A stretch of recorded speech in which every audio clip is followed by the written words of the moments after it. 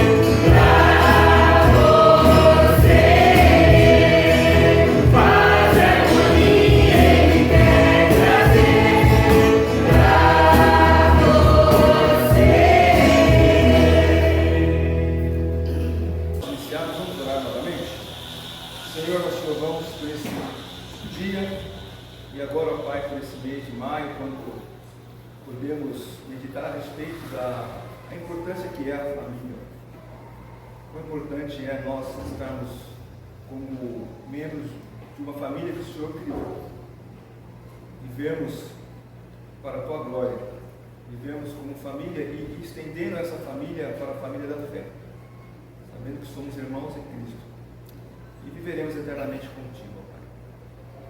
Que bom seria se nós já desfrutássemos, pudéssemos aprender a desfrutar da comunhão uns com os outros aqui, algo que vai se estender por toda a eternidade. Queremos novamente lembrar da Luciana, a Deus, o que aconteceu na casa dela, que os nossos irmãos que estão ali ajudando possam demonstrar e não apenas ajudá-la a resolver o problema, mas demonstrando o amor que nós temos para com ela, com sua família, sua irmã, enfim. Abençoa nesse momento, em nome de Jesus. Amém. Não sei se o Mateus falou com alguém, o Wilson. Deu algum recado? Não, né? Muito bem, e é engraçado que essa noite eu sonhei que tinha um ladrão dentro de casa. Sonhei que abri o olho assim e estava no quarto. Saí lá, peguei o colarinho. Quando eu olhei a janela, estava aberta, estava tudo já televisão, computador, tudo na janela. Acho que ele resolveu para ver se tinha alguma coisa no quarto. E aí eu acordei, a primeira coisa que eu fiz foi ver se essa TV estava lá. E quando a gente chega em casa, a gente abre a porta, a primeira coisa que quando olha direita é a televisão. E quando roubaram a casa, abri a porta, eu vi que não estava a televisão, mas roubaram a casa. E a Luciana, durante a madrugada, alguém puxou o celular e levou tudo embora. Infelizmente, são dias ruins mesmo, estamos vivendo e não está fácil. Muito bem, nós começamos o mês do lar e o tema central é esse versículo que nós acabamos de ler aqui em Gálatas, não o contexto da carta de Gálatas, né, que o contexto é outro, mas aquilo que o homem semear, isso se fará. A gente está falando aqui de um outro assunto, está falando sobre o exercício do crente em alimentar alimentar o seu espírito, alimentar a sua alma para colher bênção para a sua vida. E ao contrário, como nosso irmão hoje de manhã estava explicando, né, a carne pode leva à corrupção e leva ao pecado. Mas esse tema, família, e tem ali a foto, não tem, né? Tem. Então põe ali, Beatriz, do tema central. E hoje eu vou falar sobre família, a semente lançada por Deus. E enquanto a Beatriz coloca aí, a gente vai continuando. Deixa lá. A origem da família, ela não aconteceu. Colocou? Aí. Família, o que tem semeado? Nós vamos tratar sobre isso, né? Cada membro da família, o que ela semeia em sua casa, no seu lar, e o que ela está colhendo com aquilo que ela semeia. Esse é o tema central. Mas hoje eu vou falar sobre a origem da família, que ela não aconteceu simplesmente. A família não foi algo que se desenvolveu com o tempo dentro de um contexto social. As pessoas estavam vivendo em comunidade e de repente falaram: vamos construir uma família? O que é uma família? É quando um rapaz, uma moça se unem e tem filhos, aí é uma família. Não foi isso que aconteceu. A família ela foi planejada por Deus. Deus a fez existir a partir da sua palavra. Deus fez isso de forma planejada. Deus é um Deus ordeiro. A palavra de Deus diz: Deus é um Deus de ordem e decência. Deus tem ordem, Ele organiza as coisas. As coisas não é feita por acaso. Ele falou e as coisas foram acontecendo, foram sendo criadas. E a família foi da mesma forma. Ninguém quer construir uma casa, ele pelo menos não tem na cabeça e no projeto no papel, não planeja como é que vai ser mais ou menos. Talvez ela não tenha habilidade para desenhar, mas ela quer, eu quero uma casa com um quarto aqui, outro aqui, um banheiro, uma sala, enfim, ela faz um planejamento e executa aquilo ali de maneira que fique perfeito. E Deus planejou, Ele deu ordens específicas e deu ordens bem claras a respeito de como que essas famílias deveriam se comportar. Então Deus não apenas deu origem à família, como Ele deixou essas instruções de como a família deveria ser formada. E qual o seu propósito? O nosso irmão está estudando, nós estamos estudando nosso irmão Gênesis, né? Voltando no capítulo 1, versículo 6. Também disse Deus: façamos o homem à nossa imagem, conforme a nossa semelhança.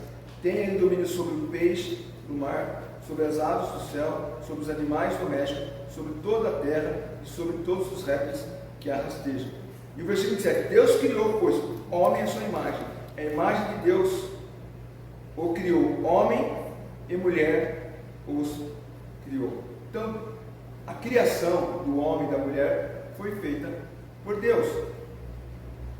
E aí no versículo 28 que eu li, né? E Deus abençoou e disse, e aqui está então o início da família: sede fecundos, multiplicai-vos, enchei a terra, sujeitai-a, dominai sobre os peixes do mar, sobre as aves do céu, sobre todo o animal que o rasteja pela terra.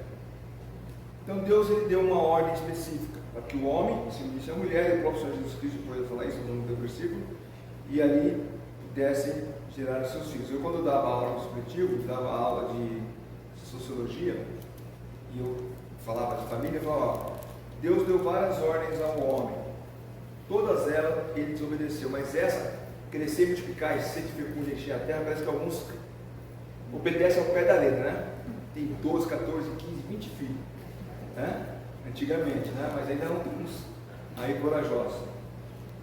Mas essa ordem dada por Deus: o homem se une à sua mulher e criam seus filhos, formando assim a sua família. Existe uma forte oposição, isso não é de agora, mas aqueles que apregoam que você não pode dar crédito às narrativas de Gênesis. Gênesis não passa por uma história mística, uma maneira romântica de contar o início da humanidade, mas você não pode crer que foi realmente assim. É uma obra literária, é um poema, e não deve ser encarado tão literalmente. Só que nós somos literais, né? Nós cremos o que a palavra de Deus diz, E Deus criou o homem, Deus criou a mulher, Deus deu ordem para que eles se unissem, formassem uma família, e a terra toda seria sujeita sobre ela. Nós estamos tendo inversões de valores.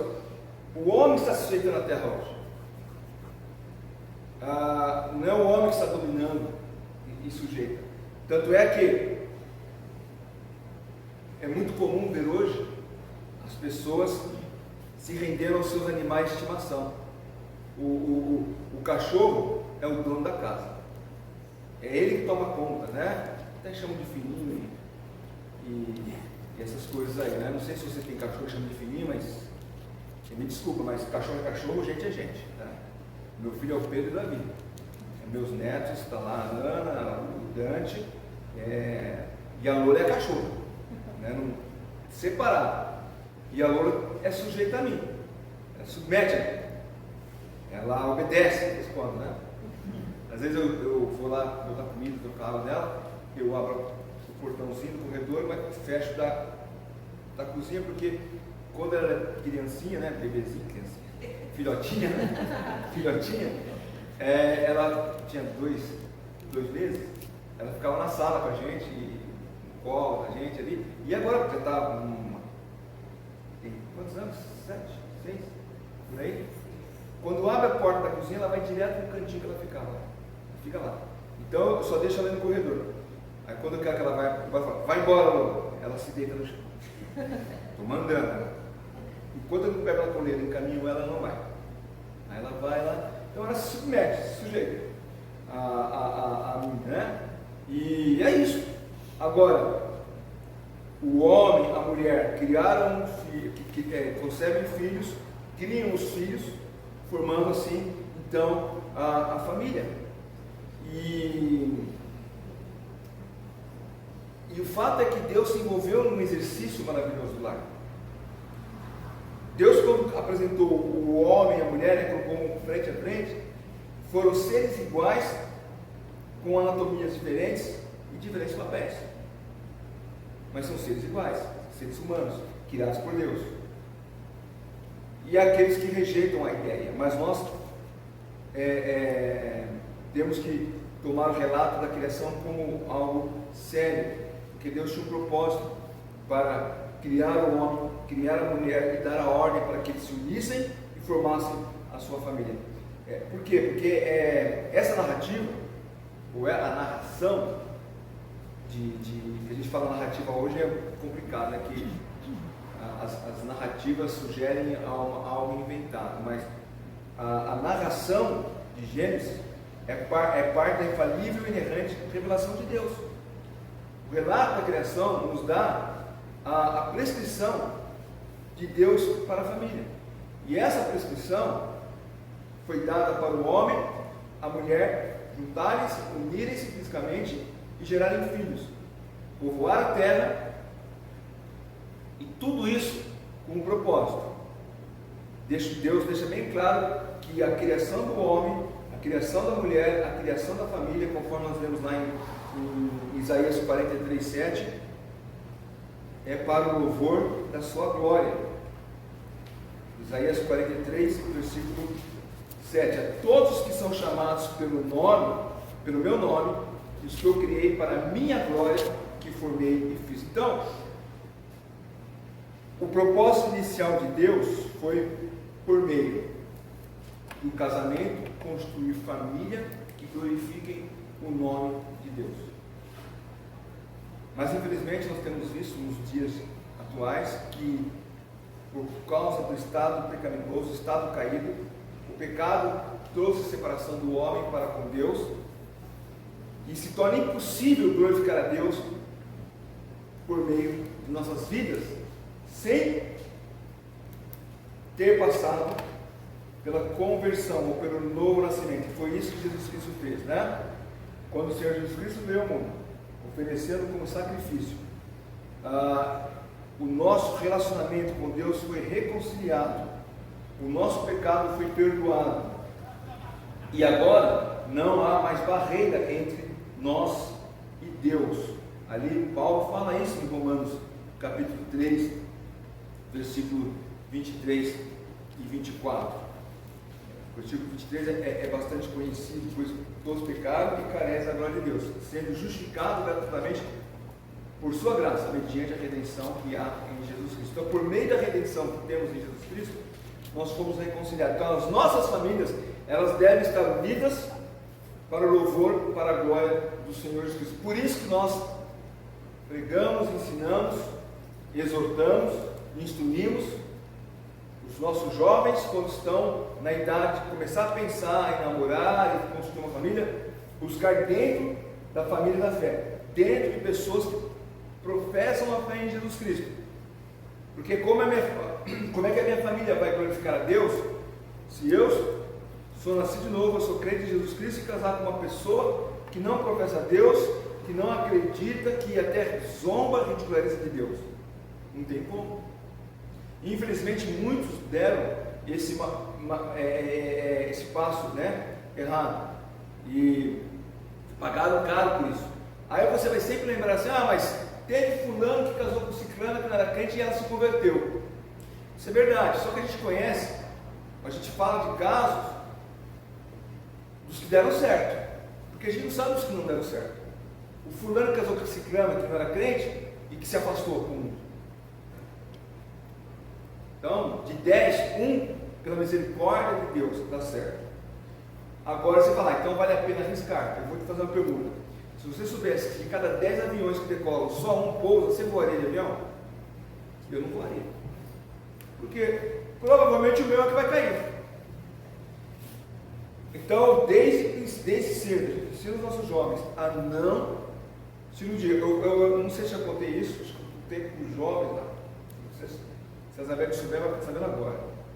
Mas quando eu estava na 8ª série, acho que eu tinha 16 anos, tinha um ano, então, 14 anos na 8ª série? Ano, você está que série? Primeiro, quantos anos tem? 15. Então eu tinha 14, né? Foi mais ou menos isso, né? 14 anos. Eu entrei na sala de aula, tinha uma menina, cabelo comprido, saia, camiseta e um versículo. No mundo passareis por aflições, mas tem bom ânimo, eu venci o mundo. Eu falei: nossa, é crente, essa é para casar.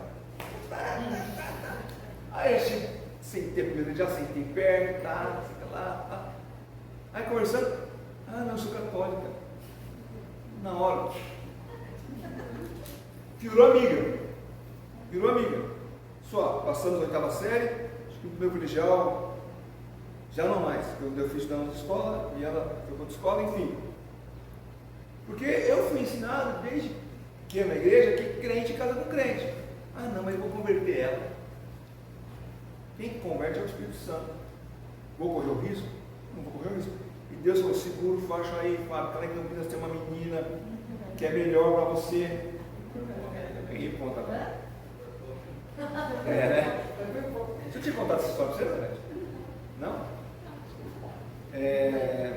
Mas então, eu quero dizer o seguinte: hoje, Deus planejou a família original, Adão e Eva, que gerou seus filhos. Como vimos hoje, um irmão matou o outro.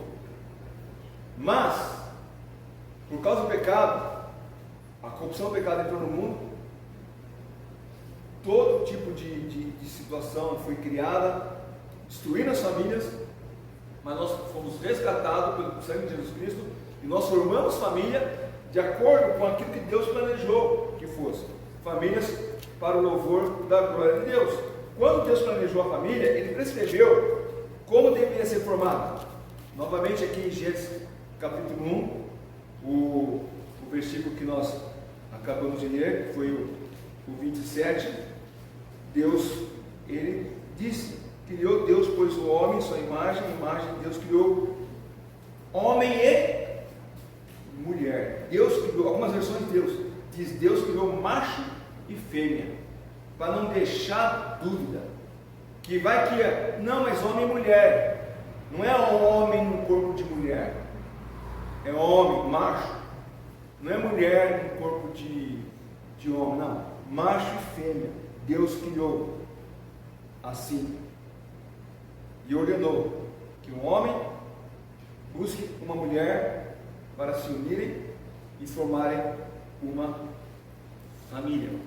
por causa do pecado, tentam destruir aquilo que Deus estabeleceu para as famílias. Agora, olhando para Gênesis capítulo 2, versículo 18 a 25, nós temos assim: disse mais o Senhor a Deus: não é bom que o homem esteja só, far-lhe-ei uma auxiliadora que lhe seja idônea. Havendo, pois, o Senhor Deus formado da terra todos os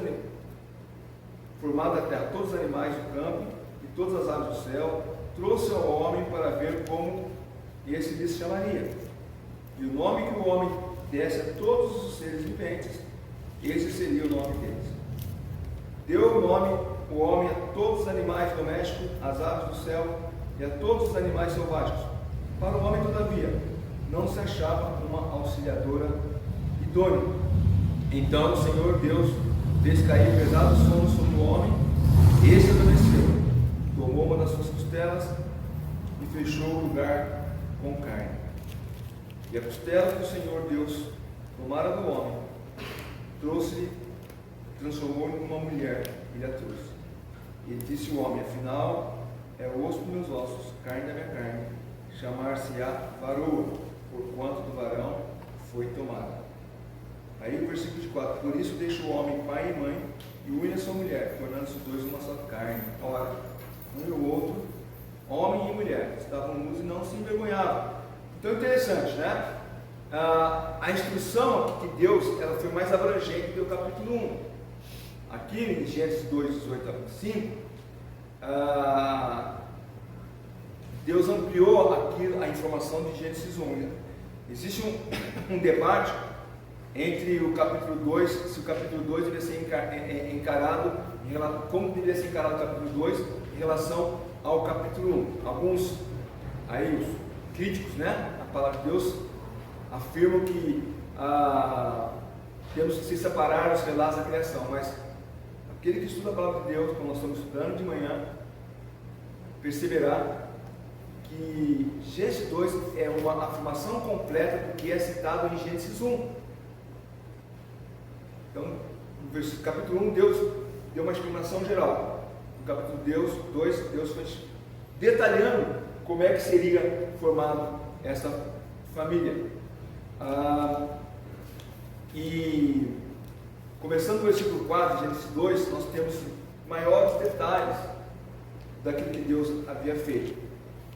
E no versículo 7 do capítulo 2 diz: então formou o Senhor Deus ao homem do pó da terra, e soprou nas narinas no fôlego e deu vida, e o homem passou a ser a alma vivente. Então aqui Deus, ele colocou com mais detalhes aquilo que ele tinha dito no capítulo 1, de como havia sido feito. Adão foi criado primeiro. E o texto diz que Deus olhou e percebeu que não era bom que o homem ficasse só. E da sua costela formou a mulher, uma auxiliadora idônea, aquela que o completasse, que o auxiliasse, que o ajudasse. E assim como a primeira família foi lançada na terra, a ordem de deixar o homem, o pai e mãe, e juntar-se à mulher foi dada no versículo 24, aqui que nós acabamos de ler de Gênesis 2. É interessante que o homem, ao se unir à mulher, os dois se tornam uma só carne. Deus estabeleceu aqui o princípio de unidade. Por isso nós falamos um casal. A palavra casal já se entende que é dois, né? Dois. É que os dois formam um casal. É isso que Deus estabeleceu. E eles devem ter como se fossem mesmo um só coração, uma só mente, um só alvo, um só propósito. Embora em outros nas reuniões de casal nós falamos disso, né? Somos seres que viemos em lugares diferentes, né? Cada um tem um contexto familiar diferente, então é comum ter atrito, né? Um está acostumado a comer tal horário. Minha mãe sempre serviu almoço a 12h30, né? Almoçou com a mãe, você vai almoçar às 2 da tarde, né? E me ajuda. Eu nunca lavei um copo. Não, mas agora você vai lavar a louça, porque nós somos um. Você lava a louça, eu seco, a gente guarda. Mas é um só coração, é um só propósito. Como nós vemos na criação de filhos, os dois têm que ter o mesmo desempenho na criação dos filhos. Quando se unem os corpos, eles trariam a semente que Deus quer que eles tragam a sua criação, que são os filhos. Então, o próprio Senhor Jesus Cristo, e aqui é interessante, aqueles que falam, não leva a sério o Gênesis, não, que Gênesis é uma fábula. Jesus então proferiu fábula? Não, porque lá em Mateus 19, 4, 6, nós lemos, então respondeu, eles perguntaram a respeito do divórcio para o Senhor Jesus Cristo, né? Se é lícito repudiar a mulher o homem. Então respondeu Jesus: não tem decidido que o Criador desde o princípio fez homem e mulher? E disse: por essa causa deixará o homem pai e mãe e se unirá a sua mulher, tornando-se uma só carne, de modo que já não são mais dois, porém uma só carne. Portanto, o que Deus uniu, não separe o homem. A semente da família foi lançada por Deus. O Senhor Jesus confirma essa realidade. Às vezes o casal chega assim e fala: nós não estamos dando certo, nós queremos separar, afinal de contas eu não acho que era essa a pessoa que Deus tinha preparado para mim. Sabe uma coisa, eu sempre digo assim: talvez você não casou com a pessoa que Deus havia preparado para você, mas agora essa é a pessoa que Deus quer que você continue com ela. O casamento, ele foi feito no céu, mas a sua manutenção é aqui na terra. Precisamos lutar para que os casamentos deem certo e continuem a dar certo. Como eu falei ontem, né? 33 anos, há quase 34 de casado. Eu lembro como se fosse ontem que a festa que nós fizemos no fundo do salão da igreja aqui, celebrando nosso casamento, que passa tão rápido que nós não percebemos. Mas por quê? Não porque eu e Elizabeth somos perfeitos e não há divergência, não. Humildemente nós temos que reconhecer que devemos nos submeter à palavra de Deus e lutar para que esse casamento possa trazer glória para Deus, né? E foi isso que o Senhor Jesus falou: olha, deixa o homem pai e mãe, une-se a sua mulher e forme a sua família. O aspecto mais básico da família é esse vínculo de amor e vida, e não deve ser quebrado. É uma aliança e não deve ser quebrado.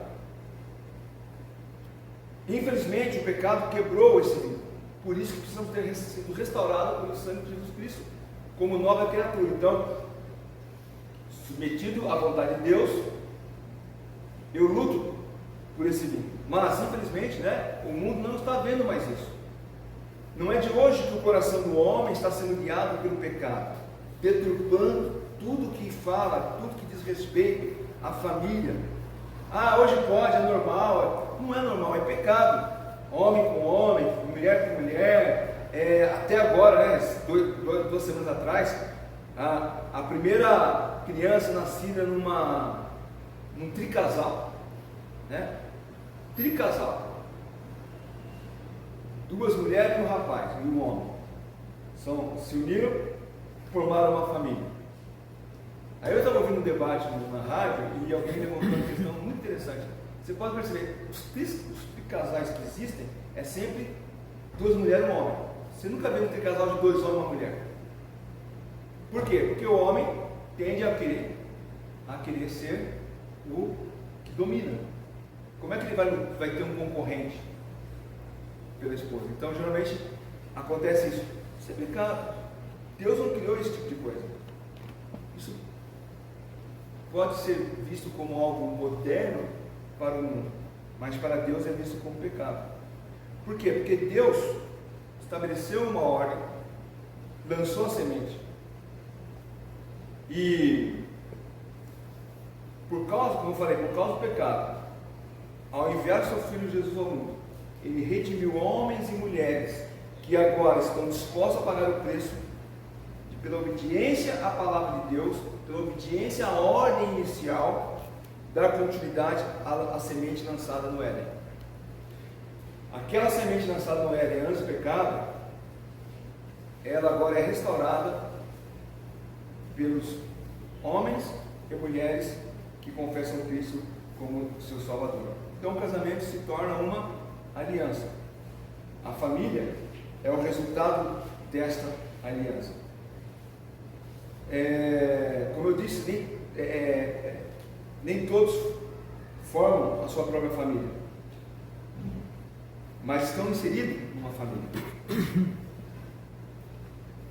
Às vezes a pessoa fala, eu não me casei, então não tenho família. Não, você tem sua família, você tem seu pai, ou talvez você não tenha mais seu pai, sua mãe, mas você tem seus irmãos, faz parte de uma família. E nesse contexto familiar, devemos observar os princípios de Deus para cada membro da família, porque quando Deus estabeleceu a primeira semente, homem e mulher se unem e formam a família, vêm os irmãos, aí Deus tem princípios, instruções, como devemos nos comportar como filhos, como irmãos, como pai, como mãe. Cada membro da família tem um propósito estabelecido por Deus e tem que ser uma bênção para os demais membros. Você faz parte de uma família. Seu pai, sua mãe, seus irmãos, não deixaram de ser membro delas, por exemplo, se você casou. Ao casar, você está construindo a sua família, mas não significa que seu pai e sua mãe não é mais parte da família. Não, continua sendo família. É lógico que diferente agora a maneira de agir entre um e outro. Você saiu de uma família, continua a sua, e a família que você saiu, ela continua sendo família, mas as obrigações são diferentes. Você, quando era solteiro e trabalhava e ajudava no lar, agora se casou, você vai trabalhar e ajudar o seu lar. Se você tem condições de ajudar o seu pai e sua mãe que estão passando por necessidade, é uma coisa, mas você não pode trabalhar para sustentar o seu pai e sua mãe, porque agora você tem a sua família. A questão de socorrer é outra coisa, né? Quando uma pessoa casa, como o próprio Senhor Jesus Cristo disse, ele deixa o pai e a mãe, mas isso não isenta, por exemplo, deles honrar o pai e a mãe, conforme Êxodo 20:12 fala, honra o seu pai e tua mãe. Agora eu casei, não preciso honrar mais meu pai e minha mãe. Não, pelo contrário. Embora os seus pais não governem mais a sua vida, eles devem ser respeitados e honrados. Quando você menciona o seu pai, quando você menciona a sua mãe, você deve falar de maneira que eles sejam honrados. O que você faz, né? Aí aconteceu alguma coisa lá, você viu o Fábio? Olha, filho da Dona Francisca, hein? Eu estou desonrando a minha mãe. Ou, olha lá, olha o filho de Sebastião que está fazendo. Eu estou desonrando meu pai. Mesmo depois de casado, eu tenho que continuar honrando pai e mãe, apesar de não fazer mais parte daquela família original que agora eu tenho a minha família. Os pais não governam mais a nossa vida, mas devem ser respeitados. E se algo que eles pedem vem interferir diretamente no seu casamento, então, assim como o crente também, com relação ao governo, às autoridades, ele está submisso às autoridades, desde que as autoridades não ferem o princípio cristão, então você não vai obedecer, você não vai deixar de honrar seu pai e sua mãe, se não obedecer ou se não fazer aquilo que eles quiserem. Um casal casa, aí chega a mãe e fala assim para a nora: olha, o meu filho, ele toda sexta-feira me leva no shopping para passear. Isso ele fazia quando era solteiro, agora ele é casado. Você não está desobedecendo, você tem uma família agora. Não significa que você não pode levar sua mãe, seu pai no shopping, no passeio, no parque. Não significa isso, mas você não tem mais essa obrigação. Não é mais graças a Deus, entre família de crentes, né, não tem muito disso, mas rixa entre nora e sogra, genro e sogra, e sogro, não deve existir, porque nós somos, acima de tudo, crentes, e de maneira respeitosa nós vamos viver para a glória do Senhor Jesus Cristo. Então, nesse mês, Deus permitindo, nós veremos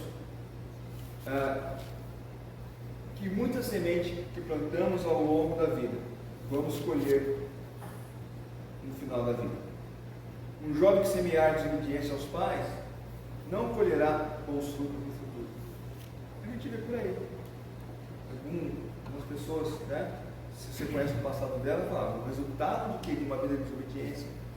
Nunca quis estudar, nunca quis trabalhar, nunca quis fazer nada, e está vivendo por aí largado na vida, por quê? O que ele semeou? Ele está colhendo. Né? E um marido desatento, que ele semeia na sua família, ele vai colher aquilo ali também. Talvez sua família já esteja até colhendo frutos amargos de sementes ruins lançadas no passado. E no mês de maio, eu creio que é o momento de fazermos com a parábola da figueira estéril lá de Lucas capítulo 13, né, versículo, vamos ler lá, Lucas 13, versículo 6 a 9. Lucas 13, 6 a 9. Então Jesus proferiu a seguinte parábola: certo homem tinha uma figueira plantada na sua vinha, e vindo procurar fruto nela não achou. Pelo que disse ao viticultor: há 3 anos venho procurar fruto nessa figueira e não acho. Podes cortá-la, para que está ela ainda ocupando inutilmente a terra? Ele, porém, respondeu: Senhor, deixa ainda esse ano, até que eu escave ao redor dela e lhe ponha estrume. Se vier dar fruto, bem está, se não, mandarás cortá-la. Talvez seja o momento de você ter que podar algumas arestas do seu lar, regar com oração, com submissão, com humildade, e deixar que o agricultor celestial possa adubar com a sua palavra, regar com a sua graça, a fim de que você possa frutificar, a sua família possa frutificar para a glória dele, restabelecendo então assim o propósito de ser uma família criada para o louvor e a glória de Deus. Então, que este ano possamos lançar boas sementes em nossos lares, para colhermos frutos saborosos no futuro. Eu não sou especial, eu não sou diferente, pelo contrário, né? Meus defeitos são muitos, mas quando eu olho, por exemplo, o Dante e a Ana, eu falo assim: como é que você pode ser tão misericordioso para comigo? Né? Teve o Davi, casado, responsável, já dando netos, e a gente ora agora para os netos, né? Para que eles também possam crescer na palavra de Deus. Isso é uma coisa que eu sempre fiz, sempre olhei para meus filhos, agora olho para os netos, que eles possam crescer na graça e no conhecimento de Deus e dos homens, fisicamente, intelectualmente e espiritualmente, para que possam ser bênçãos. E assim, quando o Pedro também tiver os Pedro Júnior dele, né, possam ser uma bênção na nossa vida também. É fruto que nós estamos colhendo a semente lançada. Se perguntar para o Pedro e Davi os meus defeitos, eles vão contar todos. Então não perguntem. Mas pela graça e misericórdia de Deus, Ele concedeu a alegria de ver, né, os meus filhos sendo formados. Assim como os irmãos também aqui têm tido essa mesma experiência. Então vamos lançar a semente da palavra de Deus a nossa família, para que ela possa frutificar para a glória de Deus. Amém? Obrigado, Deus abençoe e vamos ter um mês abençoado.